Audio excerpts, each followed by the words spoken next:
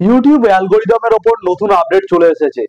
YouTube algorithm যে জানতে পারবে তার ভিডিও ভাইরাল হবে এবং প্রচুর দর্শকের কাছে তার ভিডিওটা পৌঁছাবে। তো ইউটিউবের এই অ্যালগোরিদমের 2025-এর নতুন আপডেটটা কি, চলুন তা জেনে নেওয়া যাক। তার আগে জেনে নেওয়া যাক ইউটিউবের অ্যালগোরিদম কি। ইউটিউবের অ্যালগোরিদম হলো আপনার যে ভিডিওটা আপনি আপলোড করছেন সেই ভিডিওটাকে ভাইরাল করতে সাহায্য করে ইউটিউবের অ্যালগোরিদম।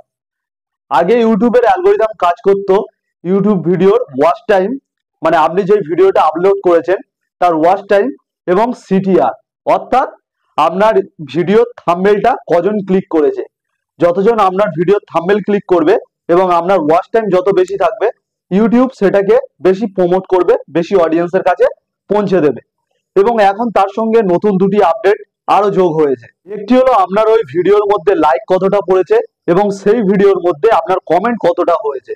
আপনার ওই ভিডিওর মধ্যে যত লাইক কমেন্ট বেশি থাকবে তত ইউটিউবের অ্যালগোরিদম সেটাকে বেশি অডিয়েন্সের কাছে পাঠাবে এবং আপনার ভিডিওটি ভাইরাল হবে। এবার ধরে নিন একই টপিকের ওপর 10 জন ইউটিউবার ভিডিও বানিয়েছে, তার মধ্যে ধরে নিন 8টা হলো পুরাতন ইউটিউবার আর 2জন হলো নতুন ইউটিউবার।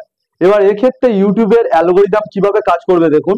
আপনি যে ভিডিওটা বানিয়েছেন, আপনি পুরাতন ক্রিয়েটার হন বা নতুন ক্রিয়েটার, যার ভিডিওর মধ্যে কমেন্ট লাইক বেশি থাকবে তার ভিডিওটাকে ইউটিউব বেশি প্রমোট করবে।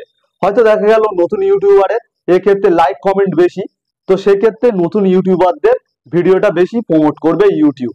তো এখন একটা ভিডিওকে বেশি অডিয়েন্সের কাছে পৌঁছানোর ক্ষেত্রে ইউটিউব অ্যালগোরিদম চেক করছে থাম্বনেল, তো রয়েছে থাম্বনেল অবশ্যই চেক করছে, এবং তার সঙ্গে এখন লাইক এবং ভিডিওর মধ্যে কমেন্ট কতটা পড়েছে সেটাও, সেই অনুযায়ী আপনার ভিডিওটি বেশি অডিয়েন্সের কাছে পৌঁছাবে। তো কেমন লাগলো ইউটিউবের নতুন অ্যালগোরিদমের আপডেটটি? যদি ভিডিওটা ভালো লাগে অবশ্যই একটি লাইক করে দেবেন, আর এরকম ভিডিও পেতে আমার চ্যানেলটিকে সাবস্ক্রাইব করে রাখবেন।